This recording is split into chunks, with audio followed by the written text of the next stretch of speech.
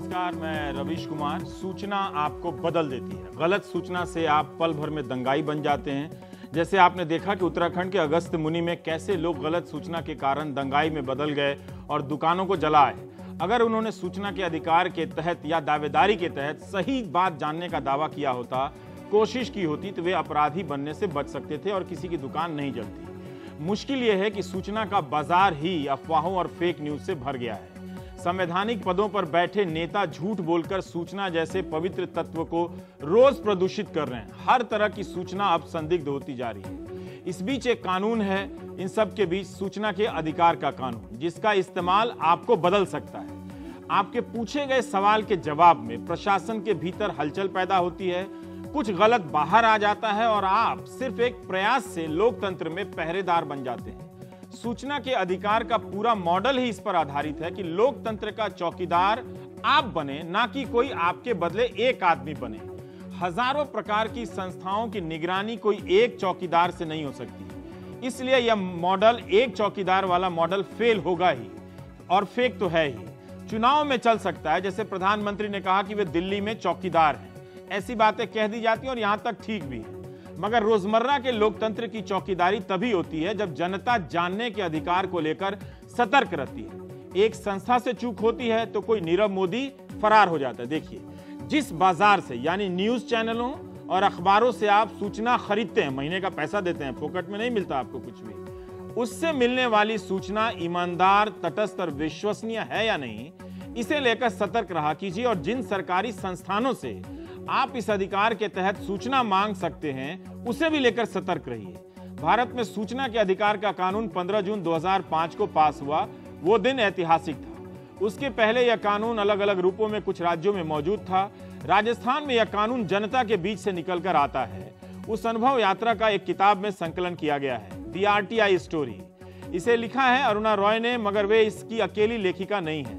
शायद हजारों लोग हैं जिन्होंने कड़ी धूप में खड़े होकर हफ्तों धरने दिए, जन सुनवाई में हिस्सा लिया और सूचना के महत्व को समझा।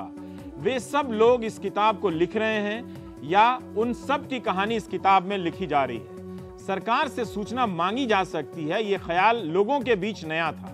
अभी तक लोग सरकार से रोटी, कपड़ा और मकान मांग रहे थे, मगर कुछ करने के ख्याल से 7 साल की आईएएस की नौकरी छोड़कर अरुणा रॉय, एयर मार्शल के बेटे निखिल डे अमेरिका में प्रतिष्ठित स्कॉलरशिप छोड़कर आते हैं और एक गांव में अपना ठिकाना बनाते हैं। देवडुंगरी उसका नाम है, राजस्थान का। शंकर सिंह, उनकी पत्नी अंशी वहां आती हैं। इन सब के मन में एक बेचैनी थी कि कुछ सार्थक किया जाए, अपने लिए नहीं, ऐसा कुछ हो जो लोगों की जिंदगी बदल दे। इनके जीवन की यात्रा कई लोगों की यात्रा में बदल जाती है। हिंदुस्तान को एक क्रांतिकारी कानून मिलता है, राष्ट्रीय स्तर पर सूचना के अधिकार का कानून। सूचना से लैस एक ऐसी जनता की कल्पना करने वाला कानून जिसके बारे में अभी तक सोचा नहीं गया था। हमारे दर्शकों में से जिसने भी जीवन में कभी भी सूचना के अधिकार का इस्तेमाल किया है, वो सब इस किताब के लेखक हैं और पाठक भी। वे भी इसके लेखक हैं जो सूचना के अधिकार का इस्तेमाल करने के कारण मार दिए गए। वे सूचना के शहीद हैं। आप जानते हैं कि मैं जब किताब का नाम लेता हूं, दाम भी बताता हूं और प्रकाशक का नाम भी। इसे छापा है रोली बुक्स प्रकाशन ने और कीमत है 495 रुपए। अमेजन से मिल जाएगी किताब। यह किताब अंग्रेजी में है, जल्दी ही राजकमल प्रकाशन से हिंदी में आ जाएगी। एक मिनट के लिए इस किताब से हटकर एक सवाल पर गौर कीजिए।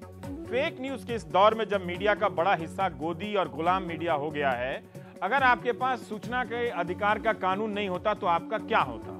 इस सवाल पर आप ढंग से सोचिएगा।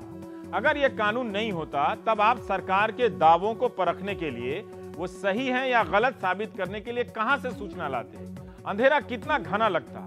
आपका ही डेटा चुराकर आपको झूठ परोसने का एक तंत्र विकसित हो गया है। आरटीआई एक दिए के समान है। कम से कम आप जानकारी मांग सकते हैं, देख सकते हैं कि कमरे में अंधेरा कितना है, झूठ कितना है, सच कितना है। क्या सूचना के अधिकार से फेक न्यूज से बचा जा सकता है?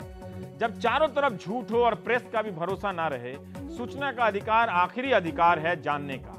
आप पैसे देकर सही सूचना खरीद सकते हैं, यह भ्रम अब टूट गया है। आप नहीं खरीद सकते हैं, भारत में भी और दुनिया में भी।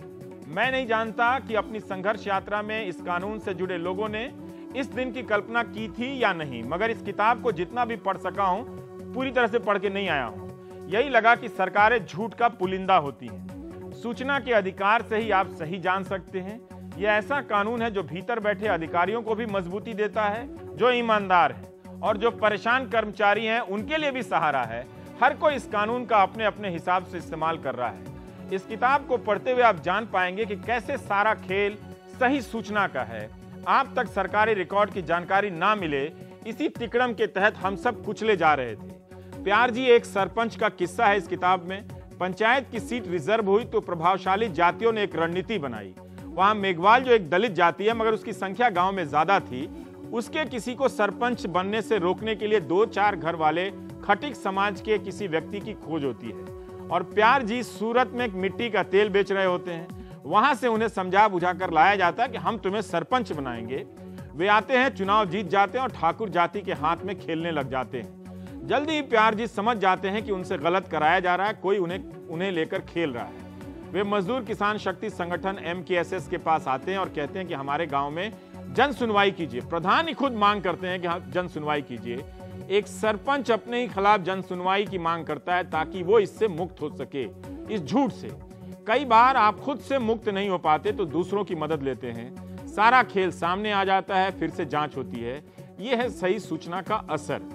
वरना तो उनके गांव में BPL परिवारों की सूची में ऊंची जाति के लोग अपना नाम जोड़कर सरकारी योजनाओं का लाभ ले रहे थे।